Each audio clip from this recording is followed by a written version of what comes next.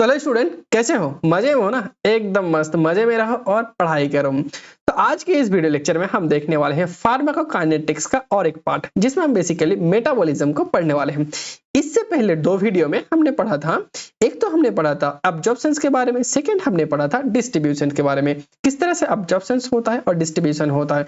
उसी के प्रोसेस को हम आगे बढ़ाते हैं। आज हम पढ़ेंगे मेटाबॉलिज्म के बारे में। तो पहले अगर वो वाली वीडियो नहीं देखे हो तो जाके वो वाला वीडियो देखो, फिर ये वाला देखो, ज्यादा समझ में आएगा। तो चलो सबसे पहले हम जानते हैं कि मेटाबॉलिज्म होता क्या है। तो चलो एक सिंपल से चार्ट से हम समझते हैं। मान के चलो ये क्या है, हमारी एक ड्रग्स है, ठीक है। ये क्या हमारा पूरा बॉडी है। मान के चलो ये क्या है, हमारी ड्रग्स है। तो मान के चलो कोई ड्रग्स को हम क्या करेंगे, ओरली लेंगे, ठीक है। तो क्या होगा, जिस रूट से हम किसी ड्रग्स को लेते हैं उस जगह को हम क्या बोलते हैं, उसे हम बोलते हैं साइट ऑफ, क्या बोलते हैं, एडमिनिस्ट्रेशन। क्या बोलते हैं, साइट ऑफ एडमिनिस्ट्रेशन, ठीक है। फिर वो ड्रग्स मान के चलो क्या होगा, वो ड्रग्स मान के चलो ओरली लिया, फिर वो ड्रग्स कहाँ जाएगा, माउथ में, फिर कहाँ जाएगा, हमारे इसोफेगस में, फिर इसोफेगस में, इसोफेगस में जाने के बाद वो कहाँ जाता है, हमारी स्टोमक में जाएगा, फिर स्टोमक में जाके क्या छोटे छोटे पार्ट में टूटेगा, फिर वो ड्रग्स हमारी कहाँ जाएगा, हमारे ब्लड में जाएगा। तो साइट ऑफ एडमिनिस्ट्रेशन से लेके जो ड्रग्स हमारे ब्लड में जा रहा था उस प्रोसेस को हम क्या बोलते हैं, उसी प्रोसेस को हम बोलते हैं एब्जॉर्प्शन। आई होप तुम्हें एब्जॉर्प्शन समझ में आ गया। उसके बाद क्या होगा, उसके बाद ये ड्रग्स हमारी ब्लड में चला गया। ब्लड में जाने के बाद क्या होगा, ये ड्रग्स मान के चलो हमारी सर में दर्द हो रहा है, दैट मींस वो ब्रेन तक जाएगा।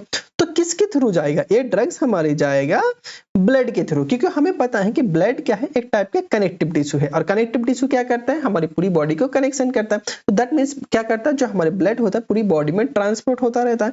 तो क्या करेगा, ब्लड के थ्रू वो ड्रग्स हमारी कहाँ पे जाएगा, ब्रेन में जाएगा, ठीक है। तो क्या होगा, यहाँ से ब्लड से कहाँ जा रहा है, ब्रेन में जा रहा है। तो ये जो क्या हो रहा है, डिस्ट्रीब्यूशन हो रहा है ड्रग्स का, और इसी को हम क्या बोल रहे थे, डिस्ट्रीब्यूशन ऑफ द ड्रग्स। तो जहां पे जो ड्रग्स जाके अपना मैकेनिज्म एक्शन शो करता है उसी जगह को हम क्या बोलते हैं, site of action. That means जिस जगह पे जाके ड्रग्स अपना काम करेगा, क्या करेगा, अपना फार्माकोलॉजिकल एक्शन, क्या करेगा, अपना फार्माकोलॉजिकल एक्शन वो शो करेगा, ठीक है। और यहीं पे जाके क्या करता है, ड्रग्स अपना फार्माकोलॉजिकल एक्शन शो करता है, इसे हम क्या बोलते हैं, डिस्ट्रीब्यूट। तो यहाँ तक हमने ऑलरेडी पढ़ लिया। इसके बाद हम पढ़ेंगे मेटाबॉलिज्म के बारे में। तो मेटाबॉलिज्म होता क्या है, तो मान के चलो कोई ड्रग्स था, यहाँ पे एक ड्रग्स था, ठीक है। तो ड्रग्स क्या होता है, हमारी केमिकल सब्सटेंस है, तो वो अपना काम कर दिया, तो काम कर दिया उसके बाद क्या होगा, वो ड्रग्स को हमें बॉडी से बाहर निकालना है, वरना क्या होगा, वो केमिकल सब्सटेंस है तो क्या करेगा, हमारी बॉडी में टॉक्सिसिटी कॉज करेगा। तो ड्रग्स को हमें बॉडी से बाहर निकालना है। तो ड्रग तो ऐसे बॉडी से नहीं निकलेगा, तो उसके लिए हमें क्या करना पड़ता है, जो ड्रग्स का केमिकल प्रॉपर्टीज है, मान के चलो ये ड्रग्स क्या था, हमारी लिपिड सॉल्युबल था। क्या था, ये ड्रग्स हमारे लिपिड सॉल्युबल था, तो वो ड्रग्स को हम क्या कर देंगे, वाटर सॉल्युबल कर देंगे, ठीक है। क्या होगा, जो उसका फेवरेबल कंडीशन, जो चीजें उसे अच्छा लग रहा था, तो वो चीज जाएगा बॉडी से बाहर, जाएगा नहीं जाएगा। तो उससे अगर बाहर निकालना है तो उसका क्या करना है, हमें केमिकल प्रॉपर्टीज को चेंज करना है। मान के चलो फॉर एग्जांपल क्या कर रहे हो, तुम्हारे नाम, जैसे मैं क्या हूँ, नूर हसन हूँ, ठीक है। तो मैं क्या कर रहा हूँ, रूम में बैठ के पढ़ाई कर रहा हूँ, और एक मेरा मान के चलो कोई फ्रेंड, ठीक है, एक कोई फ्रेंड मान के चलो आया है और मेरे पास आके क्या कर रहे हो, बातें कर रहा हूँ, और जब तक मैं उससे बात कर रहा था तो क्या करो, उसे अच्छा लगेगा, मेरे साथ रहेगा। लेकिन जब तक मैं क्या करूंगा, फिर बात करते करते मैं अपना फोन चलाने लगूंगा, दूसरा किसी से बात करने लगूंगा या कुछ को और करने लगूंगा, तो उसे अच्छा लगेगा, नहीं लगेगा। उस टाइम वो क्या जाएगा, वहां से उठ के वो चला जाएगा। तो क्या हुआ, उसे जब मैं बात कर रहा था उसे अच्छा लग रहा था, जब मैं बात नहीं कर रहा था तो उसका जब इधर उधर मैं करने लगा तो क्या करा, उसे अच्छा नहीं लगा, तो उस टाइम क्या हो जाएगा, हमारे रूम से वो बाहर चला जाएगा। तो उसी तरह से जब ड्रग्स क्या था, लिपिड सॉल्युबल था, लिपिड सॉल्युबल क्या था, वो ड्रग्स अब्जॉर्प्शन होने के लिए अच्छा है, डिस्ट्रीब्यूशन होने के लिए अच्छा है, लेकिन उस ड्रग्स को हमने क्या कर दिया, केमिकल प्रॉपर्टीज को चेंज कर दिया, दैट मींस उसको अलग प्रॉपर्टीज हमने दे दिया। तो क्या होगा, उसे अच्छा नहीं लगेगा, वो क्या हो जाएगा, हमारे बॉडी से छोड़ देगा, बॉडी से चला जाएगा, निकल जाएगा।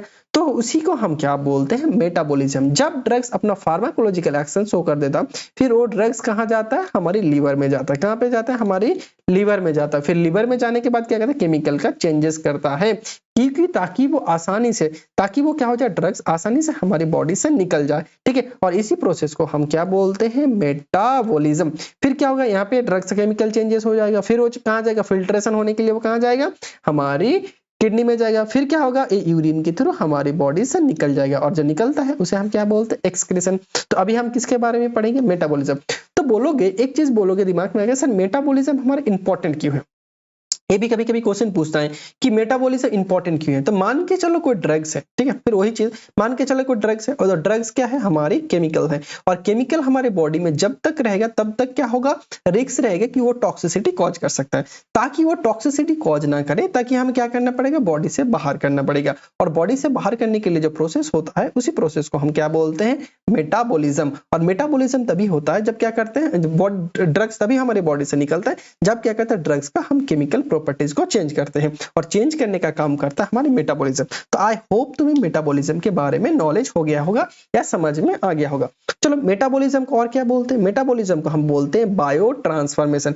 मेटाबॉलिज्म को और क्या बोलते हैं हम, बायो ट्रांसफॉर्मेशन, जिसमें बेसिकली क्या होता है, केमिकल का ऑल्टरनेशन होता है, केमिकल का चेंजेस होता है। किसका, केमिकल का, हमारे ड्रग्स में। और कहां पे होता है, हमारी बॉडी में।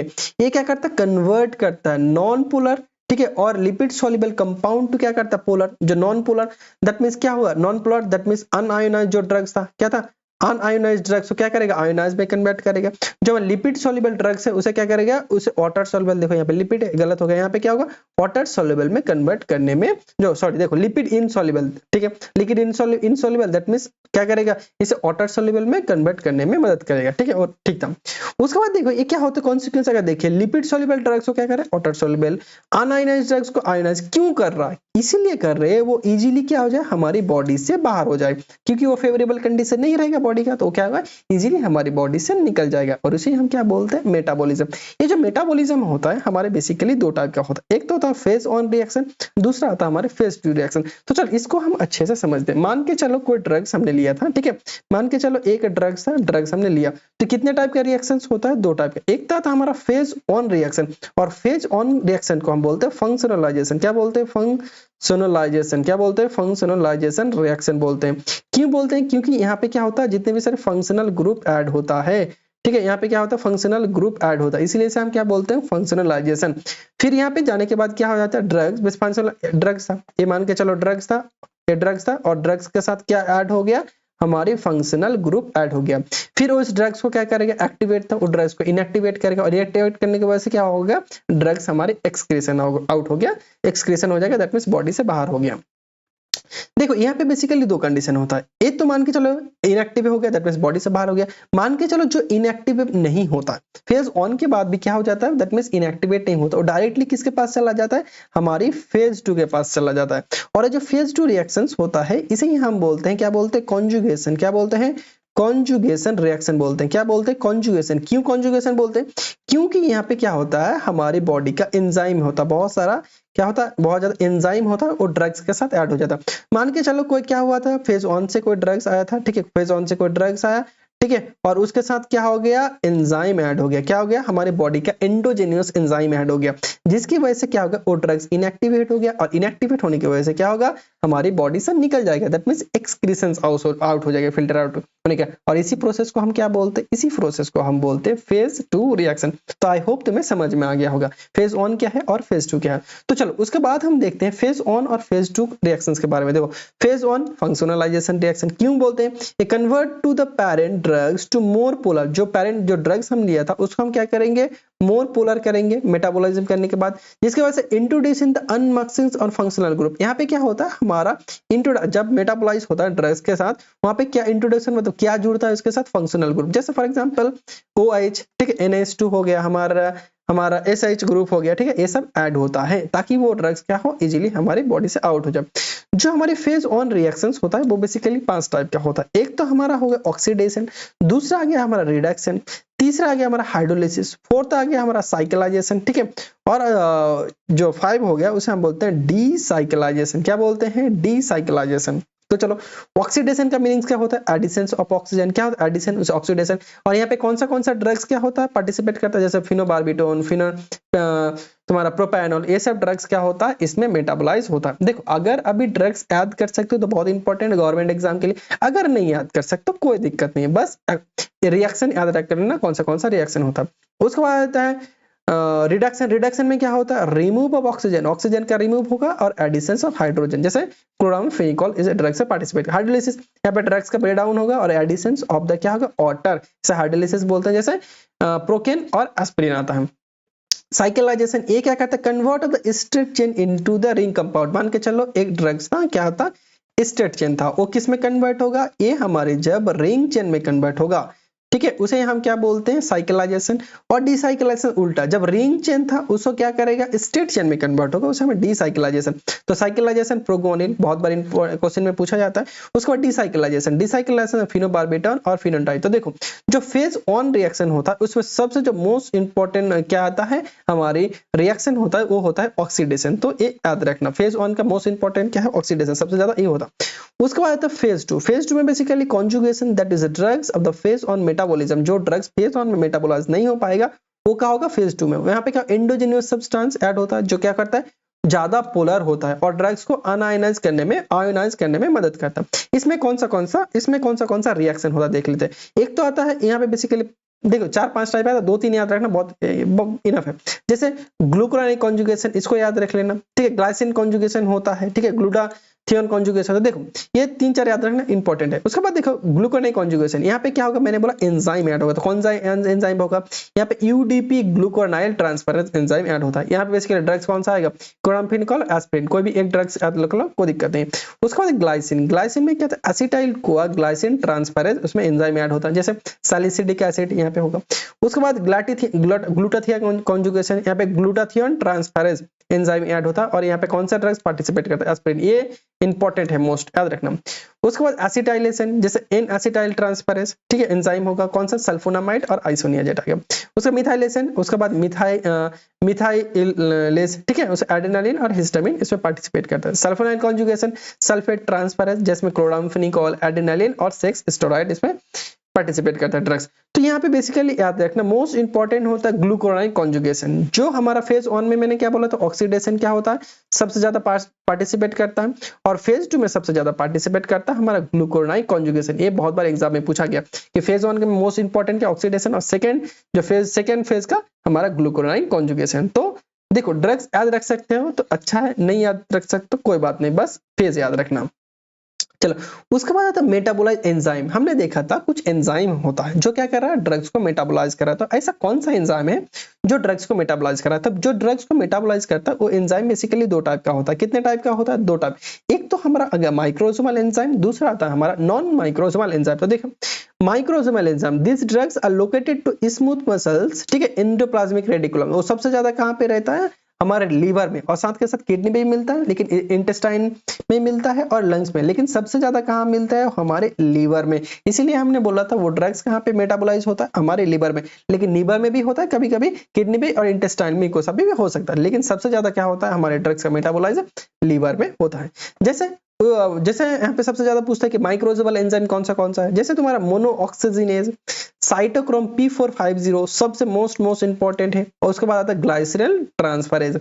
उसके बाद आता है non microsomal enzyme, that means ऐसा एंजाइम वो कहाँ प्रेजेंट हो, दिस एंजाइम प्रेजेंट साइटोप्लाज्म में प्रेजेंट होगा, माइटोकॉन्ड्रिया में प्रेजेंट होगा, ठीक है, and hepatic cell as well as other including plasma, ठीक है, प्लाज्मा में भी यहाँ पे प्रेजेंट होता है।